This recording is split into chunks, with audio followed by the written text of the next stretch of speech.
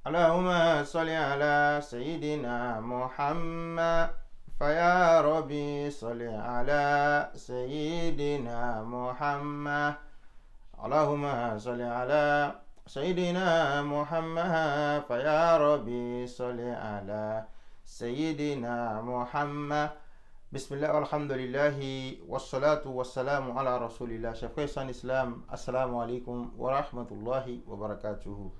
Nous souhaitons bonne fête à toute la communauté musulmane, car aujourd'hui c'est un jour de fête, c'est un vendredi. Alors, la dernière fois, le vendredi passé, nous sommes rappelés un certain nombre de recommandations du prophète Mohammed sallallahu alayhi wa sallam, la journée du vendredi.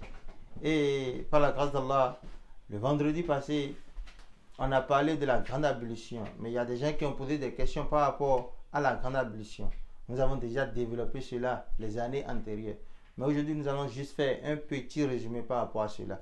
À chaque fois, en islam, pour accomplir la grande ablution, ce que nous appelons le ghusl, il faut forcément formuler l'intention, avoir l'intention d'accomplir le ghusl, ce qui est différent du fait de se laver simplement ou convenablement. Alors, tu formules l'intention, mon frère, en islam. Après cela, tu laves les deux mains 3 fois. Après avoir lavé les mains, tu vas laver ta partie intime. Puis après cela, tu fais la petite ablution.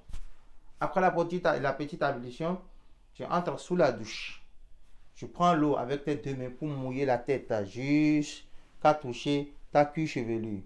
Et après cela, tu prends l'eau avec ta main ou avec ton bol, peu importe. 3 fois, tu mets sur la tête.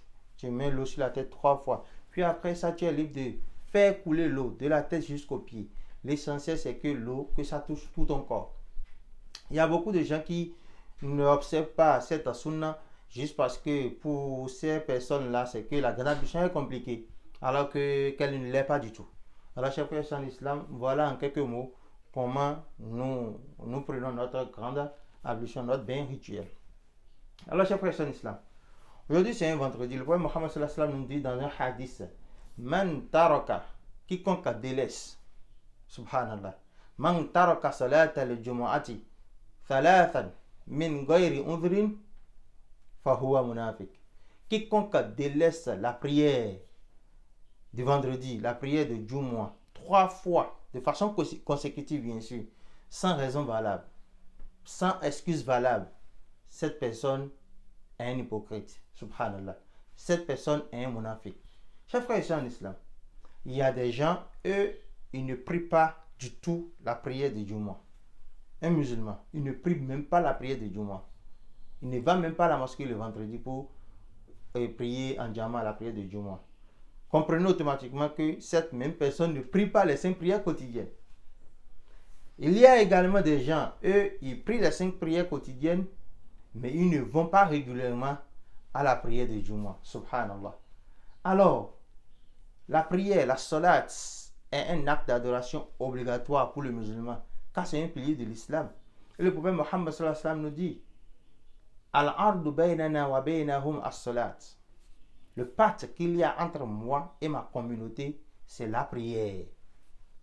C'est la prière, les 5 prières quotidiennes. Mon frère en islam, pourquoi tu ne pries pas?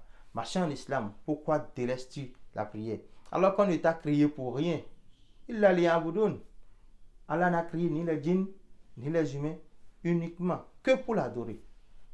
Alors le prophète Mohammed sallallahu alayhi wa sallam nous dit, أول ما يحاسب عليه العبد يوم القيامة الصلاة فإن صلحت صلح سائر عمله وإن فسدت فسد سائر عمله. La première chose, subhanallah, la première chose sur laquelle le serviteur d'Allah sera jugé le jour de la résurrection, c'est la prière, as-salat. Et si elle est bonne, tout le reste des actes d'adoration sera bon. Et si elle est mauvaise, tout le reste des actes d'adoration sera mauvaise. Qu'Allah nous en préserve, chers frères en islam. Qu'Allah nous facilite l'accomplissement de la salat. Alors toi et moi, si nous accomplissons la salat comme les 5 salawats, est-ce que nous les accomplissons à l'heure? Mon frère en islam. Si nous les accomplissons à l'heure, est-ce que nous les accomplissons convenablement? C'est de ça qu'il s'agit. Il faut que nous fassions le maximum pour parfaire de jour en jour nos prières. Car si nos prières ne sont pas bonnes, tous les autres actes ne seront même pas vérifiés. Pour vérifier est-ce que tu as fait ci, tu as fait ça. La prière d'abord, c'est le passeport. Si elle n'est pas bonne, tout ce qui reste là, c'est mauvais déjà. Alors, mon frère en islam, nous sommes dans le mois de Ramadan et nous sommes dans la deuxième décade. Il faut que nous profitons au maximum des mérites liés au mois de Ramadan. Dans le mois de Ramadan, le prophète Mohammed sallallahu alayhi wa sallam nous recommande fortement de faire beaucoup de bien, de faire beaucoup d'aumônes. Mon frère, il ne faut pas que si tu sois fatigué de faire des aumônes dans cette période.